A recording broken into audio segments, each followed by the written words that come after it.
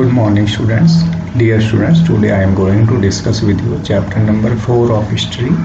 The title of the lesson is What Books and Burials Tells Us. It means what we find from the old books and burials.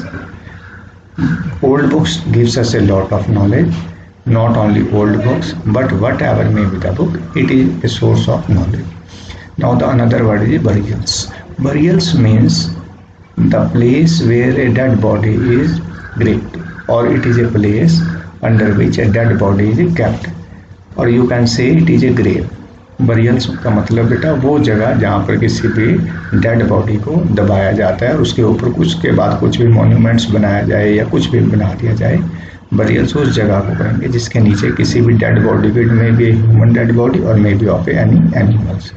So this lesson tells us the title of the lesson clearly indicates that this lesson will provide you the information that we got from the old books and burials. Now lesson starts. One of the oldest books in the world. You may have heard about the Vedas. There are 4 of them: Rig Veda, Sam Veda, Yajur Veda and Atharvaveda. There are 4 Vedas. The oldest Veda is Rig Veda. Composed about 3500 years ago, Rig Veda includes more than 1,000 hymns called Sukta or well said. These hymns are in praise of various gods and goddesses.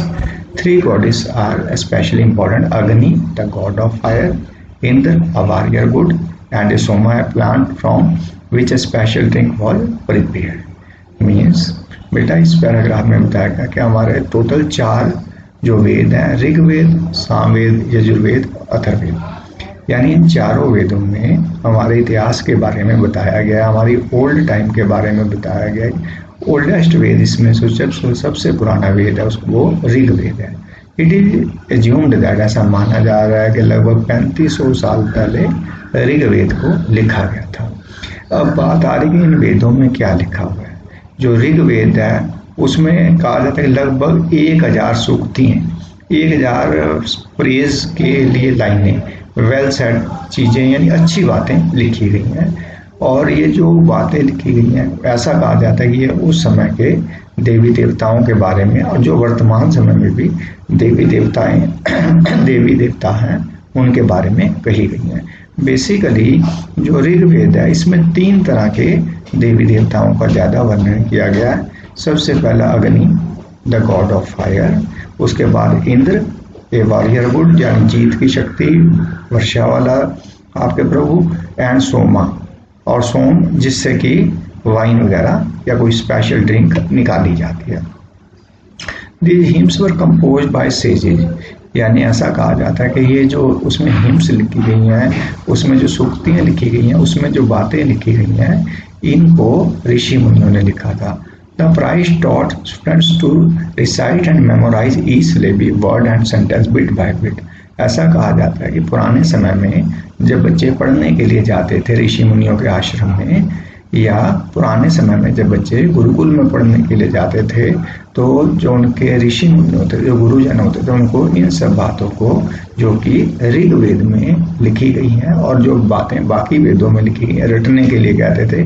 उन्हें कहते हैं ये जो बातें वेदों में लिखी गई हैं सच्ची हैं, सही बातें हैं, और तुम इनको वर्ड टू वर्ड रटो, वर्ड टू वर्ड इनको याद करो विद ग्रेट केयर, और इनको सावधानी से याद किया जाए इन बातों को.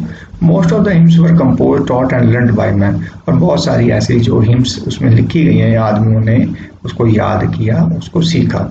A few compose by women. और इसमें से जो कुछ हिम्स लिखी गई हैं वो कुछ वुमेन्स ने भी कंपोज किया. The Rigveda is the old और वैदिक Sanskrit which is different from Sanskrit you learn in school these days. जो ऋग्वेद में बातें लिखी गई हैं, सबसे पुराने वेद की बात कर रहा हूँ, वो संस्कृत में लिखी गई हैं. लेकिन वो जो संस्कृत आजकल आप बच्चों स्कूल में पढ़ते हैं ये बातें, ये जो वो संस्कृत है और जो जिसमें ऋग्वेद लिखा गया था वो जो संस्कृत है, दोनों में काफ़ी अंतर पाया जाता है. Books we use are written and printed. The Rig Veda was recited and heard rather than read.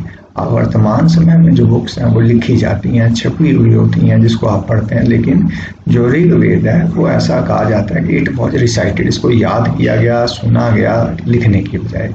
It was written down several centuries after it was first composed and printed less than 200 years एगो।